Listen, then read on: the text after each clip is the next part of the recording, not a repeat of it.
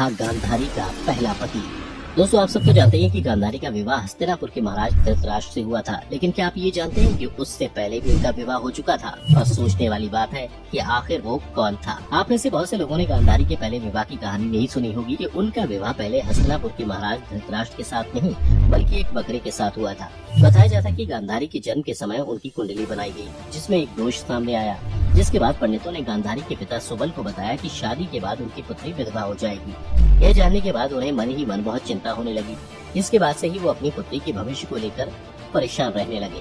धीरे धीरे समय बीतता गया। फिर कुछ दिनों बाद उनके पिता ने इस समस्या को सुलझाने की कोशिश की, जिससे कि गांधारी का सुहाग बचा रहे। बता दें, इस समस्या का हल निकालने के लिए गांधारी के पिता ने पंडितों की सलाह पर उनका विवाह एक बकरे से करवा दिया और फिर उसकी बलि दे दी गई। ऐसा करने के बाद गांधारी की कुंडली से विधवा होने का दोष तो हट गया, लेकिन उसका विवाह हस्तिनापुर के अंधे राजा धृतराष्ट्र से करवा दिया गया। इस बारे में कहा जाता है कि विवाह से पूर्व गांधारी को नहीं पता था कि धृतराष्ट्र जन्म से अंधे हैं। फिर भी उन्होंने अपने माता पिता की लाज रखने के लिए इस शादी को पूरे विधि विधान के साथ स्वीकार कर लिया। यह भी कहा जाता है कि भगवान शिव में विशेष आस्था रखने वाली गांधारी को जब यह पता चला कि उनके पति जन्म से ही अंधे हैं, तभी से उन्होंने भी अपनी आंखों पर पट्टी बांध ली, क्योंकि उनका मानना था कि अगर उनके पति नेत्रहीन है तो उन्हें भी संसार को देखने का अधिकार नहीं है। वहीं दूसरी तरफ ये सब देखकर गांधारी के भाई शकुनी को अच्छा नहीं लगा, क्योंकि वह नहीं चाहता था कि उसकी बहन की शादी एक अंधे व्यक्ति के साथ हो और उसे अपने पति को जीवन भर बोझ की तरह झेलना पड़े।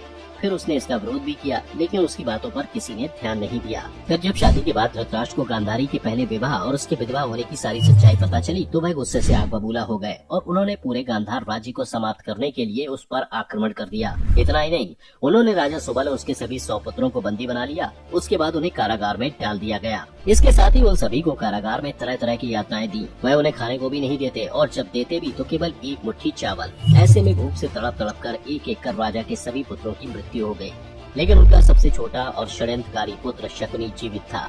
ऐसा इसलिए क्योंकि धृतराष्ट्र द्वारा दिया हुआ वह एक मुट्ठी चावल राजा सुबल खुद न खाकर उसे अपने पुत्र शकुनी को खिला देते थे, ताकि उसकी शक्ति बनी रहे और वह ज्यादा दिनों तक जिंदा रह सके, जिसके बाद वह इस कष्ट और अपने साथ हुए सभी अन्यायों का बदला ले सके। धीरे धीरे समय बीतता गया और जब राजा का अंतिम समय आया, तब उसने अपने पुत्र शकुनी को आदेश दिया कि वह उसकी रीढ़ की हड्डी के पास से बनवाकर अपने पास रखे। दूसरी तरफ अपनी अंतिम इच्छा के रूप में राजा सुबल ने धृतराष्ट्र से शकुनी की रिहाई मांगी, जो कि उन्होंने स्वीकार कर ली। फिर समय बीतता गया और एक दिन शकुनी की रिहाई का दिन आया। रिहाई के बाद में शकुनी ने धीरे धीरे कौरवों और पांडवों के बीच में दरार पैदा करनी शुरू कर दी और जब उनके बीच हुए जुए का खेल शुरू हुआ, तब उसमें उसने अपने पिता की रीढ़ की हड्डी का बड़ा पासा ही इस्तेमाल किया। इस प्रकार महाभारत की नींव रखने वाला कोई और नहीं, बल्कि गांधारी का अपना भाई शकुनी ही था। दोस्तों, अगर इसके बारे में आपका कोई सवाल हो तो हमें नीचे कमेंट करके जरूर बताएं।